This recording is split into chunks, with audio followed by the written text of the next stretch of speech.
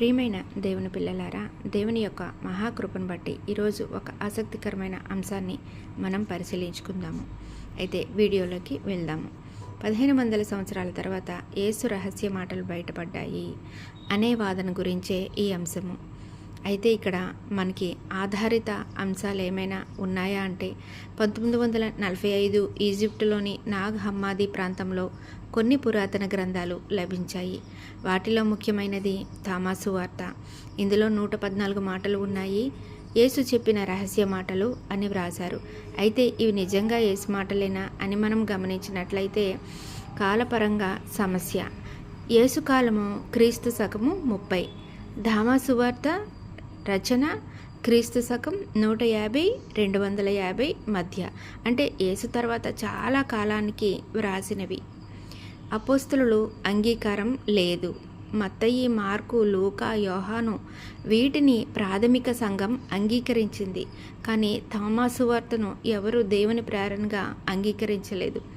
బోధనలో తేడాలు. థామాసు వార్తలో పాపానికి క్రూసు లేదు, రక్షణ రహస్య జ్ఞానం.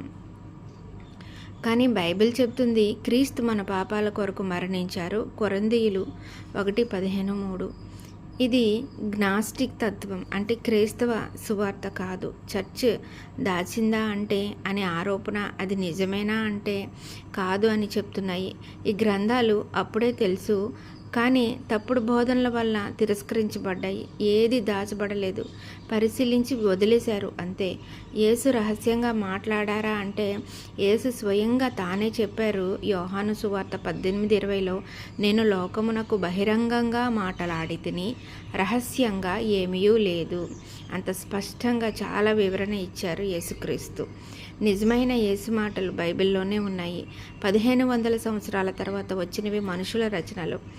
రక్షణ రహస్య జ్ఞానం ద్వారా కాదు, రక్షణ యేసుక్రీస్తు ద్వారా మాత్రమే వచ్చింది.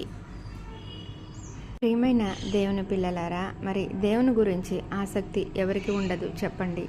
మరి ఏ విషయమైనా మన దృష్టికి వచ్చినప్పుడు దాన్ని మనం కూడా మరింత లోతుగా పరిశీలించి మనము ప్రజల ముందుకి తీసుకురాగలిగితేనే అసలైన సత్యం అనేది ప్రజలకు ప్రకటింపబడుతుంది. అదే దేవుని సత్యము, దేవుని వాక్కు. మరి నేను చేస్తున్న ఈ ప్రతి వీడియోలు కూడా మీకు ఆదరణ, ఆసక్తి, నెమ్మది, శాంతి, సమాధానము కలిగిస్తున్నాయి అని నమ్మకము కలిగినట్లయితేనే లైక్ చేయండి, షేర్ చేయండి.